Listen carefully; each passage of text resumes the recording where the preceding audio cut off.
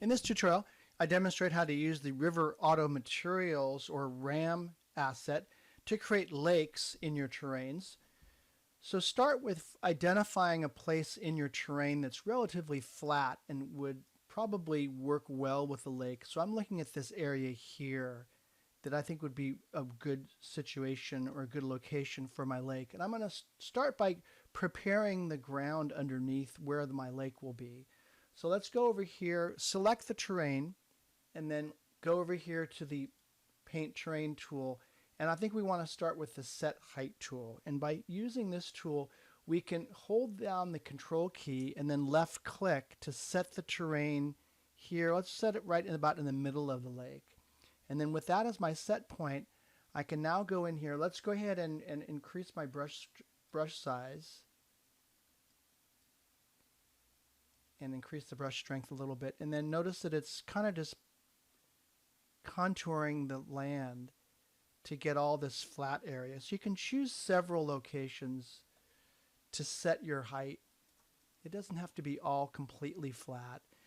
So that's where my lake is going to be right here. I can also go in here and adjust that slope so it doesn't hit the lake really abruptly. So let's go ahead and smooth the height here.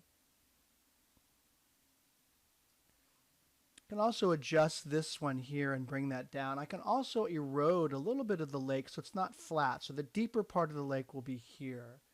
So let's go in and go to my erosion tool, and let's start with the thermal erosion, and let's just kind of, I can also zoom in a little bit so I can see the results of this. Ignore the texturing. The texturing is from another tool, Gaia Pro, that created that, but we're going to redo the texturing. And I can even do kind of hydraulic erosion to kind of get parts of the lake deeper. And I can adjust the brush strength, and I can also undo all that work.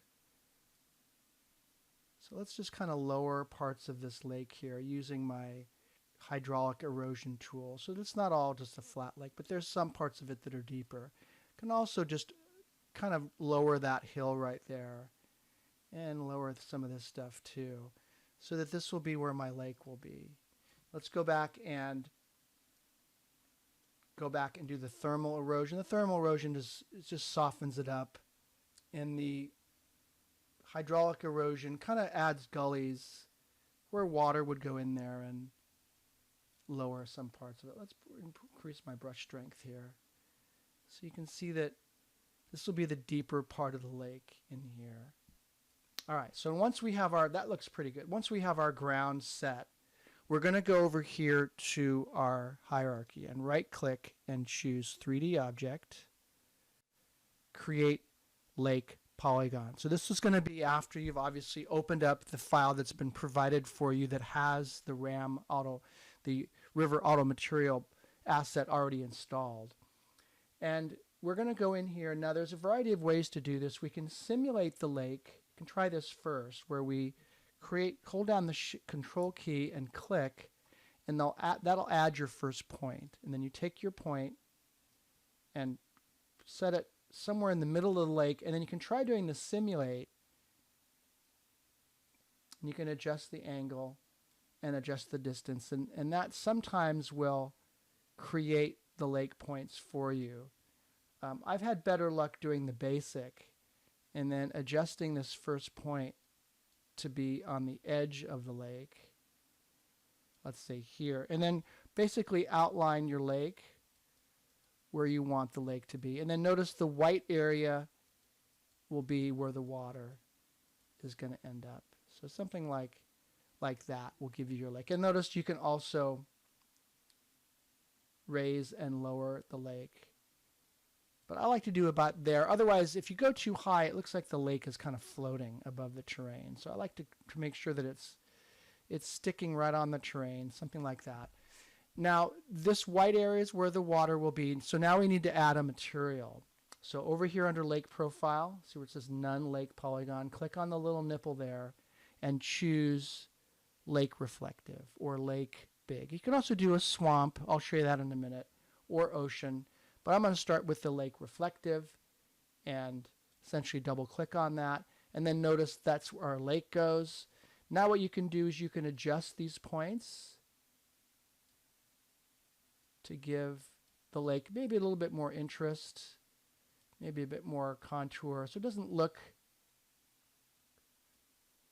so generated. It looks more natural. And obviously these points are too high, so I'm going to bring them in. But you can see that I can adjust this, and then also you can adjust the lake level. And I think adding a little bit of this contour, making it uneven is a really good way to do it. So again, adjusting these. And remember, you can also go back to your terrain and we can erode some more. And we can come in here, for example, and create little inlets and high areas or low areas. So it's not quite as uniform.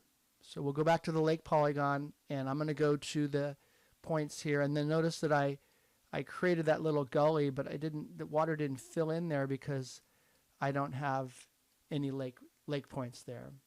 Okay, so the next thing you can do is over here in terrain, you can carve the terrain to fit the lake better. So if we do show terrain carve, it'll show you where it will carve out kind of a bowl for you. You may not need to do this since we've already kind of sculpted the lake using our erosion tools. You may not need this. That shows you the extent at which the terrain will be carved up. And notice that if you adjust this, it carves less or more of the terrain. So essentially, go ahead and click on Carve Terrain if you want to look to see what this does. And let's zoom in to see what this will look like. Around the edges, what it did is it kind of carved around there. Now, these trees are from another tool, and obviously they don't look good in the middle of the lake there. So notice that over here on the bottom, there's a Remove Trees button. So you want to do that to remove any of those trees. You can also remove detail foliage if there's anything that's been put in there. And see what it did is it kind of made this little hill right there. And sometimes it doesn't look too good. So what I always do is usually just lower this a little bit. And that seems to look a little bit better. So it creates kind of a natural bowl. Now the next thing we need to do, see this thing right here? Yeah, I don't think that looks as good.